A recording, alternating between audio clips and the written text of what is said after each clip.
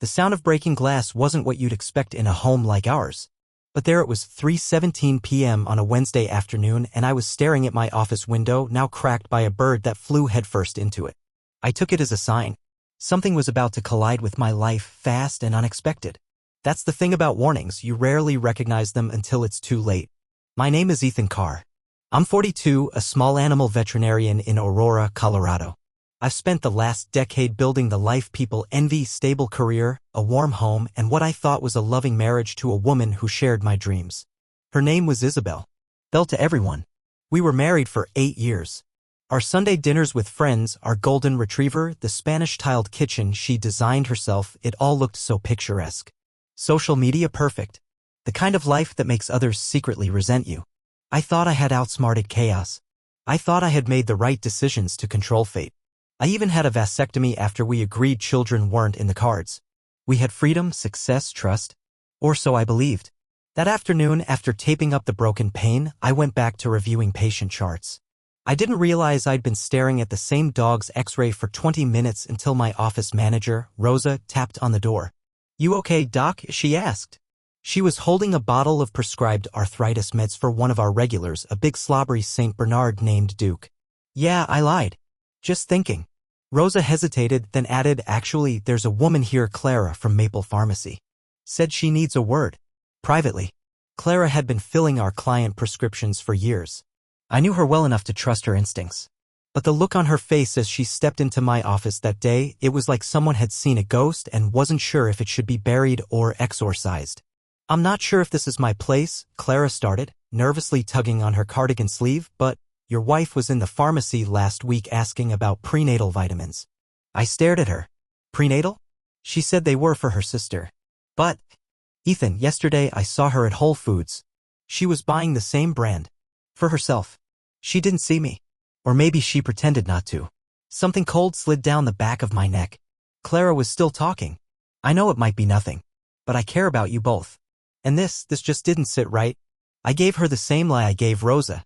Probably just helping her sister again. But inside, the world had started to tilt. My wife couldn't be pregnant. That much I knew. I'd had the vasectomy 3 years earlier. No kids, no surprises, just how we wanted it. Unless. I didn't finish the thought. I couldn't. Not yet.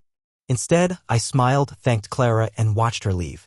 But that night, when Belle came home and kissed me like nothing was wrong, I noticed it, the faintest flicker of guilt in her eyes. Or maybe it was panic. Either way, it was the moment I realized something was already broken. And no amount of tape was going to fix it. A lie doesn't always come crashing through the door. Sometimes it slithers in quietly, dressed in normalcy, wearing the same perfume she's worn for years. The next few days, I tried to keep it together. Tried to believe there was a rational explanation. But when you're in the business of diagnosing sickness before it spreads, you learn to read subtle signs. And Isabel? She had symptoms. She stopped drinking wine at dinner. Said it was giving her headaches. She skipped our morning runs, claiming fatigue. She guarded her phone like it was a ticking bomb, always face down, always just out of my reach. But the dead giveaway was the silence, the strange, unnatural quiet between us, like static before a storm. Then came the text. Her phone buzzed on the kitchen counter one night as she stepped into the shower.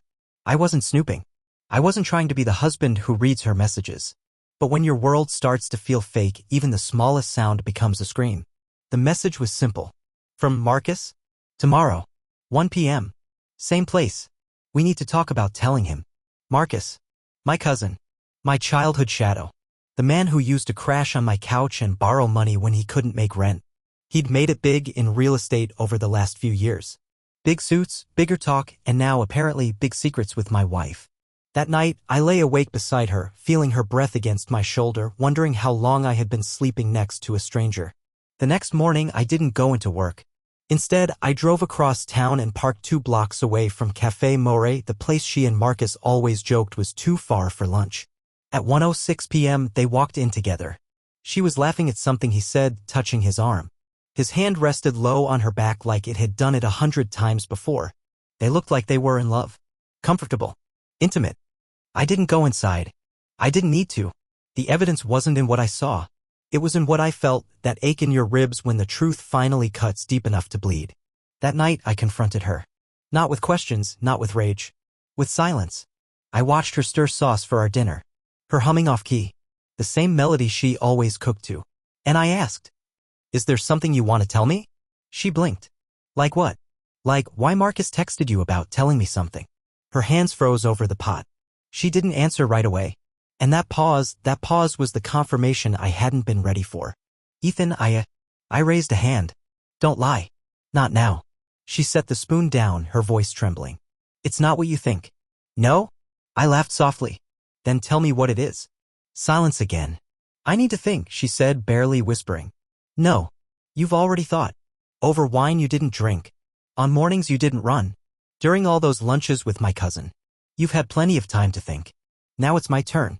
That night, as she cried in the bedroom and pretended it was just confusion, I sat in my office, staring at an open contact form for a private investigator named Bennett Decker. He was a former narcotics detective I'd gone to college with, retired early, now running a discreet PI firm downtown. I didn't want revenge. Not yet. I wanted clarity. The next morning, I sent the email. Subject line, "Need truth." Quietly. And with that, the countdown began. To truth. To war. To the end of everything we had built. People always say betrayal feels like a knife in the back. But that's wrong. A knife is swift, sharp, final. Betrayal is slower. It cuts like a scalpel, layer by layer, nerve by nerve, while you're wide awake and paralyzed by disbelief. 2 weeks after I contacted Bennett Decker, I received an encrypted email with the subject line, "Confirmation. Meet me." The man was efficient. Cold. Brilliant. In another life, I might have called him a friend. In this one, he was the surgeon removing the cancer from my life, one photograph at a time. I met him in his office above a dusty pawnshop on Colfax. No sign on the door. No receptionist. Just Bennett and a laptop full of proof. He didn't waste time. "Your cousin and your wife have been seeing each other for over 6 months, he said, tapping the keys. Mostly during working hours. Hotel rooms, long lunches, and apartments she helps him pay for through a joint bank account you don't know about. He turned the screen toward me. There they were, Isabel and Marcus, entering a modest brick apartment on North Eudora Street. Her keys. His hand on her lower back. Her stomach slightly swollen. "She's pregnant," I said flatly. 14 weeks, according to her OB records. She's been seeing Dr. Langston under her maiden name. He slid a file across the table. Inside, invoices, appointment logs, receipts, each one a nail in the coffin. And then Bennett's voice lowered. "Your cousin's wife. Ava. She hired a PI too. My old partner. She's filing for divorce." "He knows." My breath caught. "He knows Marcus cheated with Isabel?" Bennett nodded. "And she wants to coordinate with you. Her attorney's prepping documents. She said your 10th anniversary celebration is next weekend." It was. Isabel had insisted on throwing a dinner. "A small celebration, just family," she said. "It's important, Ethan. Let's remember why we built this life." The irony made my throat burn. Bennett leaned forward. "Ava says Isabel plans to announce the pregnancy that night." The room felt cold. I clenched my fist slowly. "They think I'm a fool," I said. "No. Worse," Bennett replied. "They think you're too gentle to fight back." I left that office with more than evidence. I left with a plan. The next 48 hours were a blur of calls to my lawyer, to my bank, to a property manager I knew through a client. I moved fast. Quietly. Isabel never suspected a thing.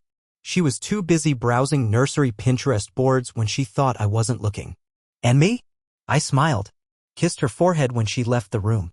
Told her I couldn't wait for Saturday night. But that Friday, while she was out shopping for champagne flutes and baby blue napkins, I sat in our home office finalizing the legal side of things. I moved all joint funds into an account under my name. Froze the cards she used. Signed divorce papers drafted under our ironclad prenup, infidelity clause and all. My lawyer, a steely woman named Rhonda, had added an extra line at the bottom. "Custody of marital assets shall be retained by the non-offending party." She smiled as she slid the papers back. "You're about to light the match?" I nodded. They already poured the gasoline. Saturday came like a storm front. The house was spotless. The table set. Isabel wore a flowing white dress that concealed nothing anymore. Her smile was radiant, but not for me. For him. Marcus arrived first. Dressed to impress. Ava came separately, composed but lethal in her stillness. She kissed my cheek like an ally, because now she was. The night unfolded like a stage play. Laughs, wine, clinking glasses. And then Isabel rose, glass in hand, beaming. "There's something I've been waiting to tell you all," she began. Her eyes found mine. "I'm pregnant." Silence. I stood slowly, reached for my glass, but didn't drink. "That's fascinating," I said, "considering I had a vasectomy 3 years ago." Isabel froze. The smile collapsed. A wine glass shattered in the kitchen. Marcus dropped his fork. Ava folded her arms. The show had begun. "I think," I continued, walking calmly to the sideboard, "you should tell Marcus he's going to be a father." The silence was volcanic. Then Ava stepped forward, placed a thick manila envelope on the table, and pushed it toward Marcus. "Divorce papers," she said, "and documentation of the embezzlement." Marcus's eyes widened. "What the hell is this?" "Evidence," I said simply, "of your fake accounts, your stolen money, your secret apartment." He stood. "You don't understand." "I understand everything, cousin," I said, my voice low and precise. "And so will the board of your firm by Monday morning." Isabel's lip trembled. "Ethan, please." I turned to her. "You'll be getting a letter too. Legal separation effective immediately. You'll have 48 hours to vacate this house." Her eyes widened. "But the baby is not mine," I said, "and neither are the consequences." She looked around, helpless, expecting someone to intervene. No one did. The walls of her perfect world were collapsing, and I had the pleasure of handing her the first brick. Some people think revenge is about rage, but that's not true. Rage is loud, chaotic. It burns hot, fast, and leaves nothing but ash. Revenge, the kind that matters, is ice. It waits, calculates. It watches the guilty build their own gallows one lie at a time. Then, when the moment comes, it pulls the lever with surgical calm. That night, after the dinner table exploded into chaos, I watched Isabel pack 2 suitcases while sobbing on the floor. Marcus had already stormed out. Ava left with a copy of his financial records and a lawyer on speed dial. The entire evening had collapsed into a wreckage of broken wine glasses and shattered illusions. I didn't yell. I didn't slam doors. I didn't even say goodbye. Instead, I closed the front door behind Isabel and locked it. Then I stood alone in the hallway of a house that no longer felt like mine, breathing in the silence like it was oxygen. And for the first time in months, I felt something unexpected. Relief. The fallout came fast. On Monday morning, Marcus was placed under investigation by his firm. Clients began pulling out of investment accounts. Local news outlets caught wind of a real estate fraud case involving misappropriated funds and a messy affair. By Friday, his face was on the business section under the headline, "From Power Broker to Pariah." Isabel tried to contact me twice that week, once through email, and once through a handwritten letter delivered to the clinic. She didn't ask for forgiveness. She asked for understanding. She wanted me to believe it just happened, that she and Marcus never meant to fall in love, that the pregnancy was unexpected, but the love was real. I didn't respond. What do you say to someone who burned down your house and asked to come inside because it's raining? In the weeks that followed, I poured myself into work. My clinic, once just a small veterinary practice, became my sanctuary. I launched a new emergency care unit, hired 2 more vet techs, and expanded partnerships with animal shelters across the county. Rosa, my longtime office manager, took on a new role helping coordinate adoptions and rescue cases. The place was thriving, and so was I. There was something cathartic about saving lives while mine had barely survived. Each animal I treated, each pet reunited with its family. It stitched me back together in ways therapy couldn't touch. Still, I went to therapy.